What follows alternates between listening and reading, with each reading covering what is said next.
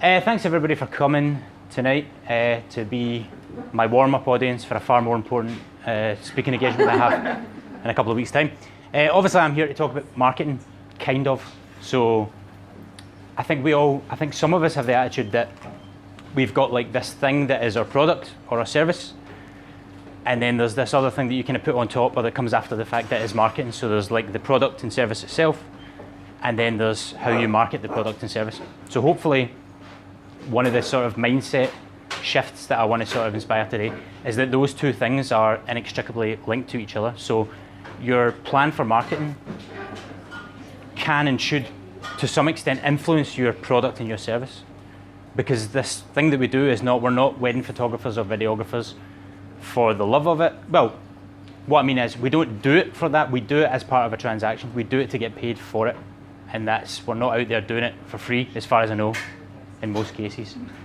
So I want to sort of think about how marketing should directly influence the decisions you make about much more fundamental things about your business, because it's all one thing. It's like the marketing is a part of it that is linked to everything else. So I think a lot of people in the room would probably agree that wedding photography and wedding videography is a really hard job, at least if you're trying to push it as hard as you can push it, and if you're trying to really be as good as you can be. I think that's a really difficult job. Would you agree?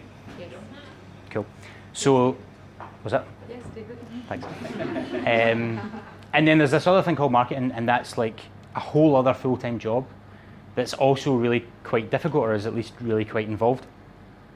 So in my opinion, probably to be a top photographer, not that I'm a top photographer myself, but you probably have to have some mastery of two different, completely difficult full-time jobs where there's not a lot of crossover in terms of skills. So if you're a photographer and then you're going to be a great marketer, there's not a lot of transferable skills that are useful to both, so it's kind of a lot to know.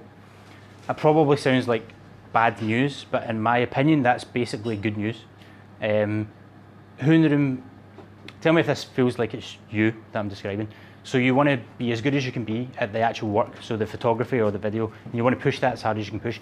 And then marketing, you've sort of picked up what you can, and you've picked up scraps along the way to get you by. Does that seem like, show of hands if that's you? Okay, cool. So keep your hands up. If that was you, keep your hand up. So the reason I think that's good news is, like, look around the room. So look behind you. No, keep your hand up though. So like, multitasking. Yeah, so look around and keep your hand up all at the same time. Two completely different jobs. Yeah. So like everybody's in the same boat, right? And if you're the person that comes away thinking about, I'm going to get really good at this other thing that's marketing, you're going to have an immediate advantage over the competition, and this is the competition in the room today. So I kind of think that hopefully the stuff we're going to talk about just now in itself will immediately give you an advantage, because everybody else is sort of doing what they can for the product and then picking up scraps for the marketing. So the specific type of marketing, obviously we could be here for days talking about marketing. I want to talk about differential marketing. I want to talk about differentiating yourself. So that's being meaningfully different to the competition and being able to express those differences and how they're meaningful. So because I'm going to be talking about differentiation, I think it's a three-part process. I think knowing your work intimately, and knowing your service and your product intimately, and knowing and understanding how it differs from your competition in a meaningful way is one part of the process. I think that adding differentiation, so adding differential elements, adding things that are different to everyone else to that service or product, is a proactive second step. And then I think being able to communicate those differences through every available channel is the third part of it. And I think that together is differential marketing. The reason that I think that's such a fundamental thing is that your value to the market really lies in how you differ from everyone else. There's a lot of people in the room today. Well, tell me if you think this is accurate. So I think that some people here, and some people generally in the wedding photography and videography business, have their marketing message is, I exist and I'm a photographer and you can book me, right? If that's the attitude you have, then that puts you in a category with everyone else. That makes you one of many photographers, one of many videographers, right? Because you're saying, I'm a photographer, I take photos, so if you want to give me money for that, then you can do that. That's the thing you can do. But basically, like, that's true of every single photographer, and people know that photographers exist. People know that videographers exist. It's an especially big problem in the videography business because not everybody gets a videographer. Most people getting married get a photographer, realistically. It's not the case for video. So a lot of being a videographer is sending the message that you should get a wedding video. But that's kind of, in my opinion, that's half the message. The message really is you should get my wedding video. Because if you're just arguing you should get a wedding video, then you're still in there with everyone else. So you're one of many photographers or one of many videographers.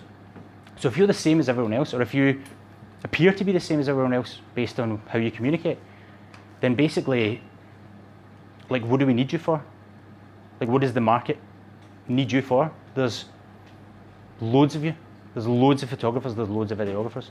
So I guess the answer to that is basically if you're looking to pick up box ticking clients that need to get a photographer so that they have a photographer and that's checked off the list, then you will book them if you're the person that is a photographer and is available and is affordable. But you kind of have to follow the rules of the market if you do that, because you know, if you're the same as everyone else, or if you appear to be the same as everyone else, but you charge a little bit more money than everybody else, then why would the market pay you that money? The market is going to go with someone else. So the only way that you can start to set the agenda, so set the pricing, set the parameters of what your service offering is, I think, is to differentiate yourself, is to make yourself different so that in meaningful ways, in valuable ways, so that then the market has a reason to want to pay you more money or a reason to accept the terms that you want to put forward that are different from everyone else. I think examples would probably be useful here. So I play in a funk soul wedding band called Nick Bruce and His Blinding Lights, right? We're available for weddings and functions. Play loads of great stuff, Stevie Wonder, Michael Jackson, Prince. There's actually a reason I'm telling you this, although, you know, if anyone hires the band as a result of this speech, all the better. The point is, so if you think of the wedding band market, that, like, here's 100% of the people that want to book a wedding band, right? And I feel like if you're going to book a funk soul wedding band, you're right down to, like, we've got 1% of the market that's going to actually book a funk soul wedding band that plays nothing but funk soul music from start to finish, because it's a specialist thing. But think about if you're in that 1%, right? So if you're in that 1%, you're actually kind of stuck for options because there's not that many people that specialize in that thing. So right away, like, so much of the negotiation power that traditionally exists between the client and the supplier has just been shifted from that side of the table to this side of the table, because if you're one of the 1% that wants to book a funk soul wedding band, you don't have unlimited options. This is not the market at large. Now, if we're a 60 to 2000s, play a bit of everything, play a bit of Kaylee, covers band that does Brown Eyed Girl, etc., right? Then basically we have to follow the rules of the market. So we have to play 3.5 hours. We have to throw in some Kaylee tunes. We need to do fucking Proclaimers songs. And we need to charge what the market charges because we're bound by the rules of the market, because we're in there with everyone else. But because we've shrunk the market down to this 1% that really cares about this one specific thing that we do, we don't have to charge what the rest of the market charges. We can charge what we want to charge. So we want to go at these gigs and we want to employ a separate sound man to do the sound, so that costs money. We want to employ really good musicians, so that costs money. And we want to take some band fund and put it into a fund to pay for rehearsals and pay for marketing. So all that costs money. So the band is an expensive band. And we don't like playing Kaylee music, so we don't play Kaylee music because we just don't like it, right? I'm not slagging anybody that loves Kaylee music, right? I can't fucking stand Kaylee music. And I guess the point I'm making is, if I'm in there and I'm one of many bands, right?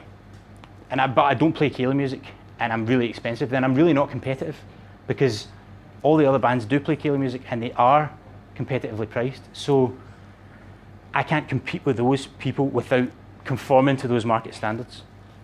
But by specializing in this thing that only a select number of the market actually want, I'm much more valuable to them because there's not many of us doing it. Therefore, when I say we don't like playing Kaylee music, they're like, okay, well, that's a take it or leave it situation. And they're going to take it because if they love that music, again, they're short of options. Or they're not going to take it, but the point is we don't need everybody who loves funk soul music to book the band. We need 30 people a year to book the band, and that's going to happen, even though we don't play ceilidh music, even though we're expensive, because we specialise in this one thing. And when you specialise, that's how people.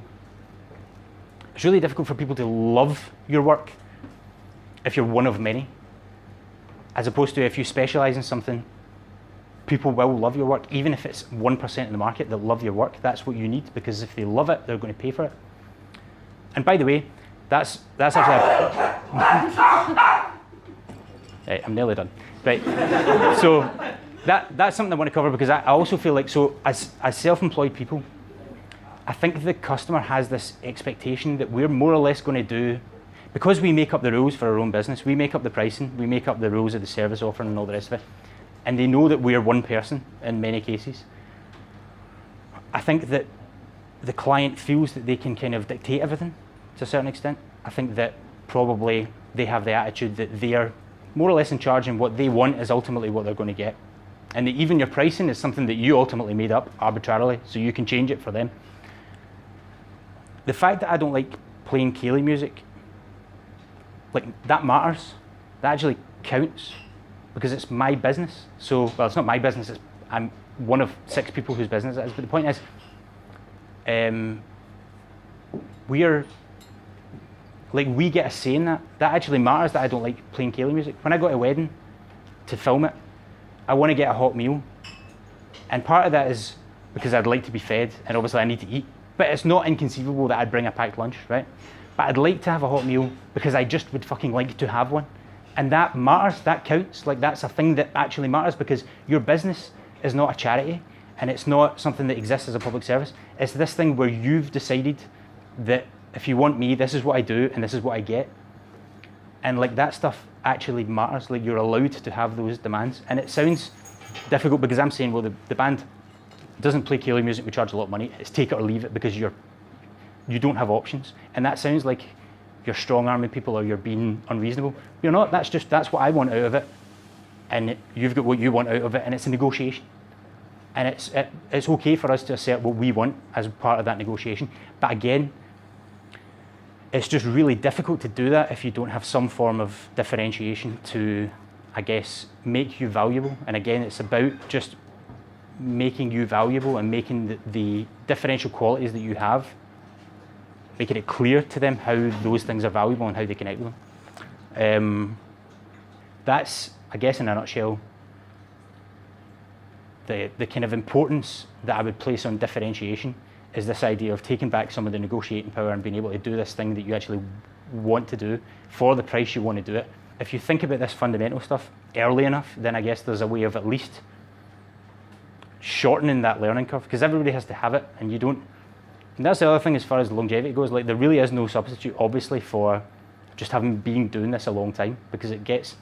I think there's people in the business that are relatively new to the business that sort of look at a guy like Neil who's been doing it like 10 or 11 years.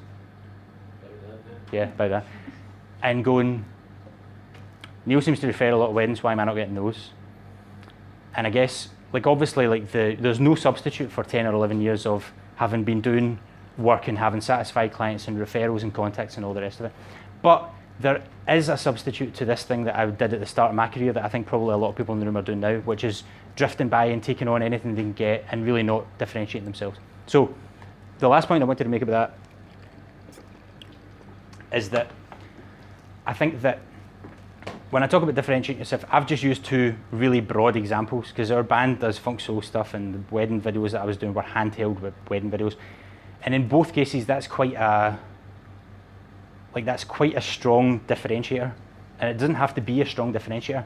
It really can be a combination of little things that are different about your service through the whole transaction, from the point that the client encounters your stuff or emails you or whatever it is, right through to when you deliver the images. There's a whole process there, and if you can differentiate in a few small areas to make up a series of things that are ultimately your differential strengths, then that's still differentiation. You're still giving people reason to believe that you're valuable compared with someone else, because you've got these valuable assets.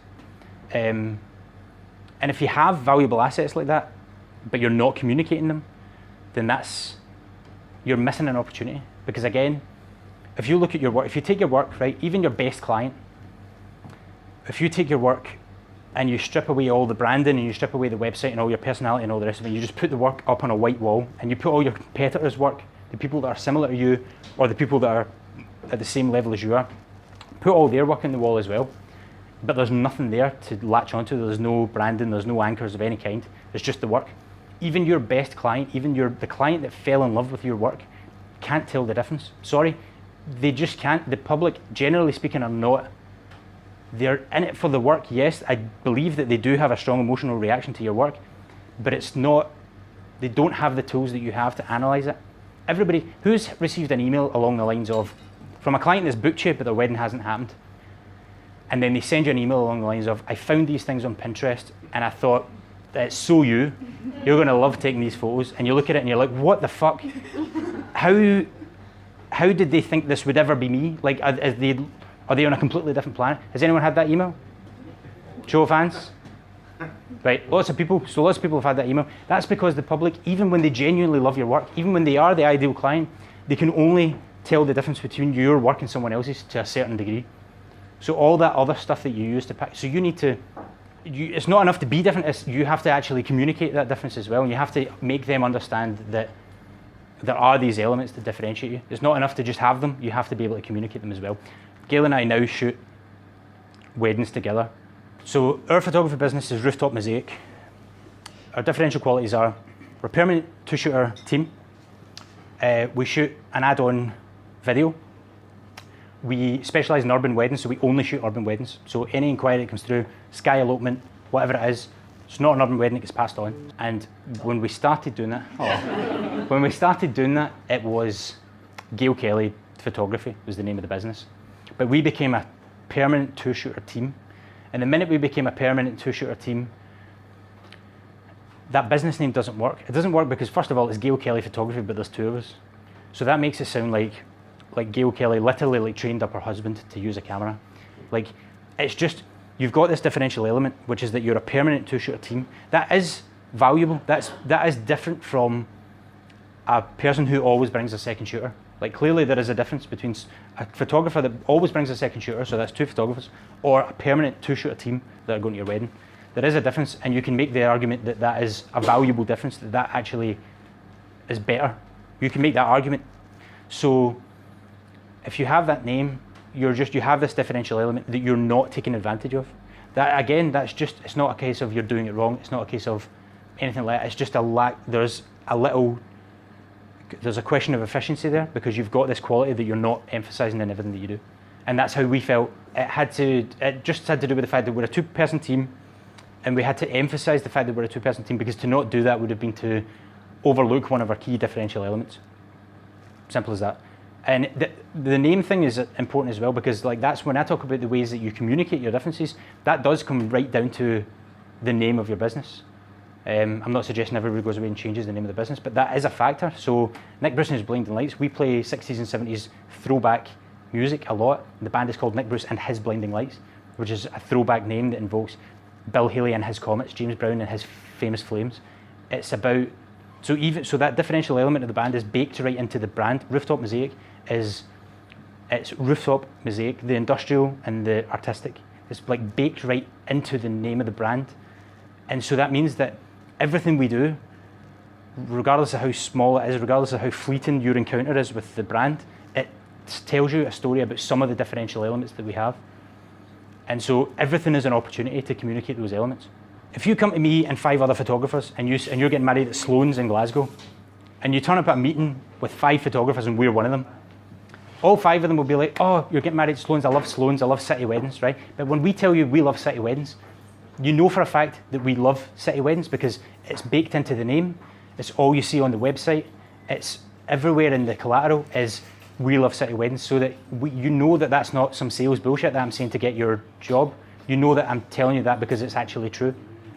And again, in doing that, we've shrunk all this market. We don't do barn weddings, we don't do church weddings, we don't do weddings on a mountaintop. We don't do all this great stuff that you could do. But for the people that are in here, they want to feel valued, and you know how much, we've probably all had experiences where you get a booking and you get that booking in part because you've appeared to be passionate about the wedding. Well, we've given ourselves a massive leg up for all urban weddings because we've gone, we only shoot urban weddings and that's that. And so yeah, you cut out a lot of that market, but there's still plenty of market to go around. And the market that's left is really motivated to grab you. As far as how you do it, how you figure out what makes your work different and then what you can add to it to make it more different and all the rest of it. Like that literally is, there's years worth of work. Like we couldn't begin to scratch the surface of it in an evening, in a half-hour talk. But there's two things that I think would be beneficial for everyone in the room tonight to immediately give you a leg up on the competition. Even if everybody in the room did these two identical things, there's still so many other photographers that aren't in this room that everybody would move up in the market, in my opinion, slowly. The first thing is, I think, right, who in the room has did their own website or takes care of their own website, right? So put your hand way up, and keep it up, right? Who in the room designed their own logo? Anyone? No, keep your hand up, sorry. So keep your hand up if you did the website, right? And then keep your hand up throughout. So did anyone design their own logo? Right, okay. But keep your hand up. Okay, in case this is unclear. So here's the idea, it's super simple, If you right? answer yes to any of these questions, just keep your hand up. That seems to be, right? And who's designed their own brochure? Cool, okay. So who in the room is a qualified graphic designer? Put your hand down if you're not. So you're half a qualified graphic designer? Yes. You're a full graphic designer? Sure, yeah, so okay. So there's 2.5 people. No? Right, okay, so 2.5 people in the room are graphic designers, but everybody did something like, well, a lot of people did their own website or their own logo or their own brochure. I guess the point would be that, right, so you're a photographer or a videographer. When a couple comes to you to book you, you can't show them their wedding photos. That what your service is it's you. It's your set of aesthetic standards. You can point at your portfolio and say, when I shoot weddings generally, they have these hallmarks and they tend to be about as good as this and there's similarities, etc. But it's what you're actually selling them is you're selling them your eye, you're selling them your aesthetic standards. So if you put work into the world, obviously you want that work to reflect the highest possible aesthetic standards. But to me, if you put out this great work, but then your website or your logo is like kind of down here, then that also reflects upon your aesthetic standards, obviously, because you're saying this website is good enough to represent me and my aesthetic standards. So by putting that into the world, to me, you dilute the quality overall, the perception of the quality of your aesthetic standards, which is completely fundamental to what your business is, because you're a photographer or a videographer. So I kind of feel like it would, now, obviously I happen to run a creative agency that offers graphic design services. And I'm trying to point out that I'm not here to plug that, although get in touch if you need anything. But disregarding that, like surely, I mean, you get that has to be true, right? Your aesthetic standards is the product. That is what is at issue when somebody goes to book you. Therefore, it completely is inevitable that everything you put into the world that is aesthetic in nature will reflect upon those standards. And if your work is better than your collateral, then your collateral is doing a disservice to the work, because the work is the thing you're spending all the time on. The work is your aesthetic standards embodied, but then you've got this other thing that's just kind of dragging it down. So I think people need to be serious about, like we all went and spent money on cameras because we knew that to have a successful business, you need to have a successful photography business or a videography business, you need camera equipment, you potentially need audio equipment, you need to have a computer, you need to have the relevant insurance, blah, blah, blah. We accounted for all that at the start of the process, but it looks like many of us didn't account for the fact that you also need to look really good because your service is your aesthetic standards. So it's not really even a question of can you afford it, because I assume if I asked a lot of people, why did you do that yourself? It's like, well, I couldn't really afford to get someone to do it. But you could afford to buy a bunch of fucking camera equipment that was 10 times as expensive or 5 times as expensive as what it would have been to commission a professional graphic designer to do your stuff, like any other professional high-end business would do. There's no, what professional high-end business is full of people? If you're a joiner, make your own website, do your own logo, no one cares. There's no, your joinery is, well, maybe it is. If you're a plumber, make your own, because it's not an aesthetic job, it is not really relevant. Your aesthetic standards are not especially important as when it comes to your plumbing. But clearly that's not the case for anyone in this room. Well, that thing is absolutely central to our business. So I think the mindset shift is, this is the cost of doing business, just as buying a camera and getting your insurance and buying a computer is the cost of doing business. So if you want to be the person that pushes on a bit and that makes changes that make you more serious, well then part of that is acknowledging that there's this other stuff that costs money that you didn't take into account at the start, and that's fine, and then you've been coasting for a while. But to take the next step, you need to invest in that stuff, because anybody else that's really good is doing it. And the people that are succeeding in this business are the people that market themselves well, or the people that have been doing it for a long time. And there's kind of, those are your options. So, and the other mindset shift, which is also related to this spend, is, right, who in the room would like to make at least, so that's at least, I'm not limiting it to, but in the next tax year would like to make 30 grand in their photography profits? Like, who would like that? Yeah? I presume absolutely everybody, right? I'm talking at least 30 grand. So, who in the room plans over the next tax year to spend, say, 3 grand on marketing? Right, so some people are kind of, yeah, so some people put their hand up, most of them with this look on their face. So basically, I guess a lot of us kept our hands down. So you plan to make 30 grand, right? But you're not planning on spending 3 grand. Now let's say you spent 3 grand on marketing and you made 30 grand. That's a 10-fold return on your investment. You've just fucking printed money at that point. So I guess my question would be, if you're not prepared to spend 30, if you're not prepared to spend 3 grand marketing your business that you hope is going to make 30, then just how unrealistic are your expectations when it comes to your marketing? Like, what if 10-fold return is not, if you're not willing to go for that, like, what are you going to spend? You're going to spend 500 quid. If you spend 500 quid, that's going to be a 60-fold return? A 60-fold return on your investment you would need to get to make 30 grand. How are you going to get a 60-fold return on your investment? It's just crazy. It's crazy expectations. That would be a great investment. Yeah. I guess the point I'm making is that that's another mindset shift, is that to make money in business, you need to either spend money or you need to have been around a long time. If you've not been around a long time, you don't have a choice of two things there. You've got a choice of one thing. You get your shit together, get your collateral in order, make sure it's looking as good as your work is looking, and then you need to spend money to get it out there, because there's so many other people doing it that you can't expect it for free. And again, if you spend 3 grand and you make 30, you're printing money. So I don't know.